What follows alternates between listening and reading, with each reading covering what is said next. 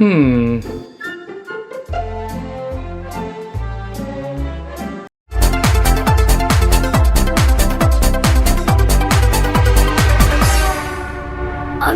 What's up, guys? Welcome back to episode 5 of Pinball Omnibus, where I talk about a lot of things going on in this hobby in just a short amount of time. So let's get started. Now, it's been a while since my previous Omnibus, but honestly, not much has happened in the hobby, but the things that did occur from the previous episode, I have documented, so some of it may be old news, but it will be obviously news to some of you out there. Let's start with Elite Toppers. They have revealed and released their Indiana Jones topper in 3 tier models. You have your top tier Elite for $2,199, of which they are sold out. I think they only made 25 of those. You have your Deluxe Edition for $12.99, and they're going to make 75 of those. Those are still available at the recording of this video.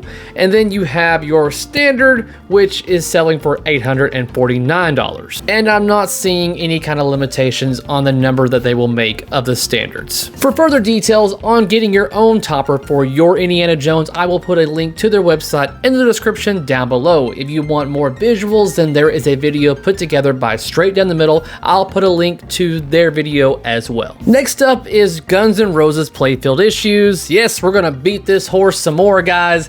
So RetroGenco put a video out because he got his hands on his limited edition Guns N' Roses. Actually, it might have been a collector's edition. I can't remember off the top of my head. Like I said, this was a couple of weeks ago now, but he goes through what he believes to be the reason why we are having issues in these certain particular areas of the playfield. For a better explanation on that, I will put a link in the description down below for that. Basically, it seems as if Jersey Jack is trying to put a very skinny post in a very large hole with not much grabbing onto this. So there's a lot of leadway for the post to move around and beat the hell out of the playfield. Next up is spooky pinball news. I was just gonna have a section about one little tidbit that they released a couple of weeks ago, but of course, like I said, time has gone by since my last one, so therefore we've got a lot more details to go over, and that is the fact that we got the playfield from underneath. We kind of dissected that a little bit, and now we've got the official announcement that this title is going to be Halloween. Further information has been released that not only will this particular design be under Halloween, but it will also be under a different title as well, but it will not be like a mega licensed theme. It will be a niche theme, but there will be 2 different themes utilizing the same design. There will be 3 tier models for Spooky Pinball, maybe going forward.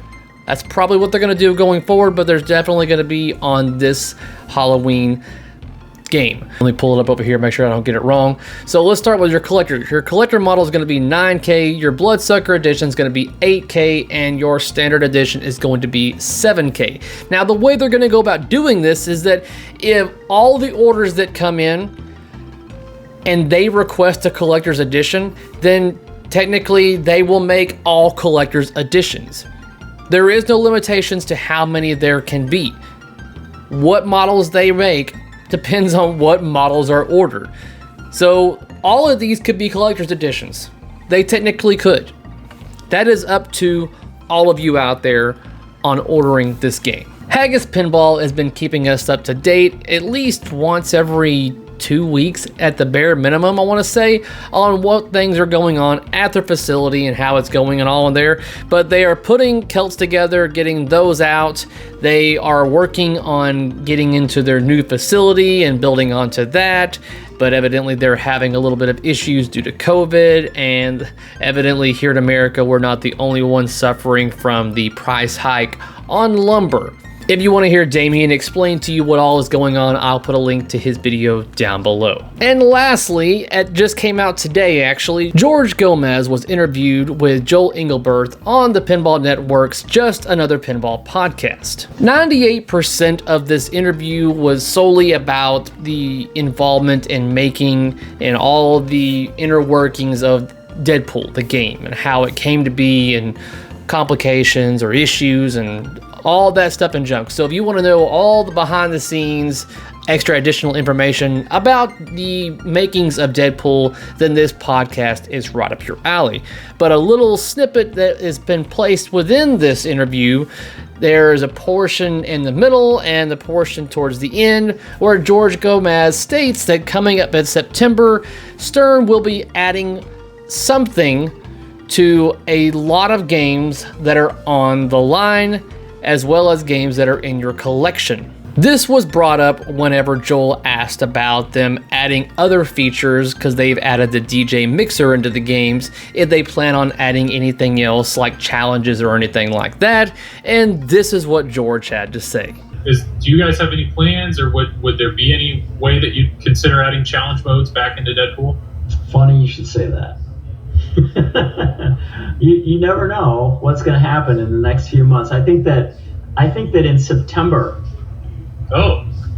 in the vicinity of September, you may get like some amazing, super cool stuff for a bunch of your games. And super cool stuff sounds really nice. Yeah, I like and Deadpool might be one of those games. So there you have it, straight from George Gomez's mouth, that there is something a little special coming, more than likely going to be software based, obviously, but coming to our pinball machines in late summer. And as of right now, that's going to be it. Obviously, Spooky is going to be unveiling Halloween here in the next couple of days, if not tomorrow. We shall see, and of course, I will be putting a video out about that, I'm sure. That's going to wrap up Pinball Omnibus Episode 5. If you like what you've seen here, give me the thumbs up, and if you haven't already, smash the subscribe button, ding my dong, that way you can be notified of whenever I upload something for your viewing pleasure.